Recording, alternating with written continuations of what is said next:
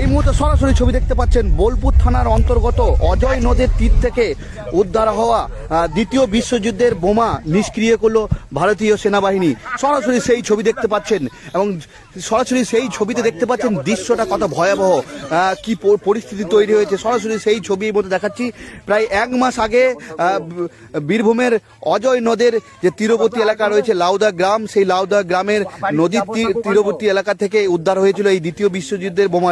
এবং সরাসরি সেই ছবি দেখাচ্ছি যে দ্বিতীয় বিশ্বযুদ্ধের যে বিস্ফোরক বোমা, সেই বোমা কিন্তু এই মুহূর্তে সেনাবাহিনী, ভারতীয় সেনাবাহিনী তারা কিন্তু নিষ্ক্রিয়র জন্য প্রস্তুতি শুরু করে দিয়েছে। প্রায় এক মাস আগে এই যে বোলপুর থানার অন্তর্গত সিঙ্গি গ্রাম পঞ্চায়েতের লাউদা গ্রাম, সেই লাউদা গ্রামের পাশেই বয়ে গেছে অজয় নদ এবং এই অজয় নদের থেকেই উদ্ধার হয়েছিল এই দ্বিতীয় বিশ্বযুদ্ধের বোমা। এবং প্রায় এক মাস ধরে বোলপুর থানার পুলিশ কিন্তু পুরো নজরে রেখেছিলেন, এমনকি এই বোমা ঘিরে রেখেছিলেন। আজকে কিন্তু ভারতীয় সেনাবাহিনী তারা এসছে ঘটনাস্থলে। এমন দেখতে পাচ্ছেন সেই বোমা কিন্তু নিষ্ক্রিয় করার জন্য সমস্ত রকম প্রস্তুতি নিচ্ছে। সরাসরি সেই ছবি এই মুহূর্তে বোলপুর নিউজে আমরা দেখাচ্ছি, এক্সক্লুসিভ সেই ছবি দেখতে পাচ্ছেন। সরাসরি দেখতে পাচ্ছেন সেই সমস্ত রকম প্রস্তুতি কিন্তু নেওয়া হয়ে গেছে ভারতীয় সেনাবাহিনীর তরফ থেকে। দেখতে পাচ্ছেন এক মাস ধরে কিন্তু এই অজয় নদীর তীরবর্তী এলাকায় কিন্তু এই বোমা পুলিশ ঘিরে রেখেছিল। দেখতে পাচ্ছেন পুরো চারদিকে কিন্তু বালির বস্তা দিয়ে গার্ডওয়েল করে দেওয়া হয়েছিল, যাতে কোনো রকমভাবে কোনো অপ্রীতিকর ঘটনা না হয়। এমন দেখতে পাচ্ছেন সরাসরি যে জায়গায় বোমাটি নিষ্ক্রিয় করা হবে সেই জায়গার ছবি এই মুহূর্তে দেখাচ্ছি। সরাসরি দেখতে পাচ্ছেন মাটি খনন করা হয়েছে। সে প্রচুর মানুষ, এলাকার মানুষজন তারা কিন্তু এসছেন এই বোমা নিষ্ক্রিয় করার যে পদ্ধতি সেটা দেখার জন্য। সরাসরি সেই ছবি এই মুহূর্তে দেখাচ্ছি।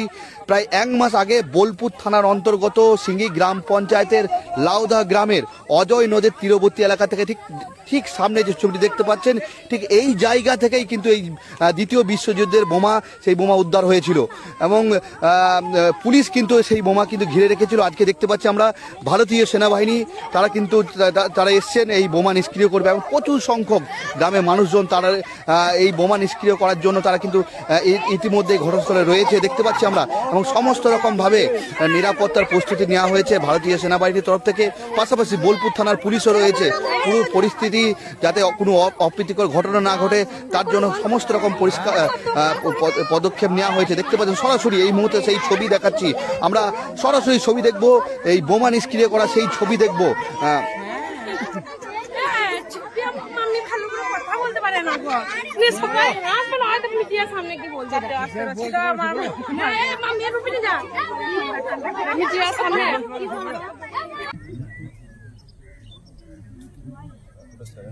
Seven minutes time delay. Because the road was winding from there, na, and Kacha. Yeah. It's coming to there. All the debris are coming to there.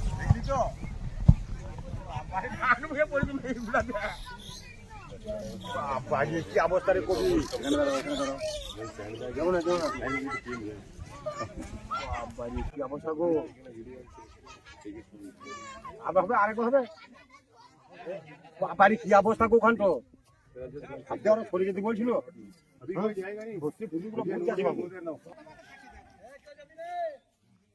ভাবো এত লোড তারপরে এইখানে বলতে একটা